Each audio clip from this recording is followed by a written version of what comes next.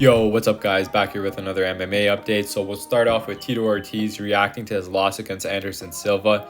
He talked about how it was his first time being knocked out cold. It was his first boxing match, and he also is reacting to all the memes that came out saying that it's hurting him and all his haters are probably so happy. But, he also did thank Silva for giving him that opportunity, gave him credit, called him one of the best strikers in MMA, also discussed how the weight cut was really difficult for him. But then he tweeted this and deleted it afterwards. Nice right hand, but I didn't know punching behind the head were legal. I need to practice this combo. Now I know why the back of my head has been sore as hell. He also tweeted this at Logan Paul asking for a fight with him. At Logan Paul, we lost our last fight, so let's entertain our fans. Triller ASAP. So there's Tito's reaction. Next up, we got Jake Paul, who was recently on the Ariel Helwani show and discussed how basically he wants his next fight with Jorge Masvidal. He would be open to fighting Anderson Silva, but he'd prefer Masvidal if Dana could somehow get him out of the contract. He also doesn't want to fight Silva because he doesn't want to be known for just fighting old guys.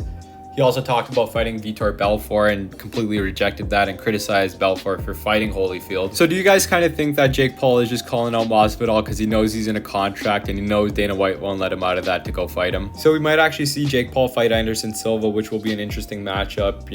Obviously Silva's at the tail end of his career, but he looked pretty damn sharp against Tito over there. Some people don't want Silva to go on and fight one of these Paul brothers just because they think it's disgraceful for MMA for one of their GOATs to fight these guys. But, if he's making a ton of money and he's happy, I'd prefer seeing Jorge Masvidal take that fight just because he's so much younger, probably quicker. He's an amazing striker, probably beat Jake in that one. But he's on Dana's contract, so that's probably a fight we're not going to see. Next up, we got an interesting piece on Chael Sonnen, who's an open Conor defender. He's always stuck through him with everything, always giving justifications for his actions, kind of giving the point of view from a famous fighter and the experiences he's been through and comparing it with what Conor's been through, always sticking up for him. But I guess he couldn't do it this time with the situation with MGK.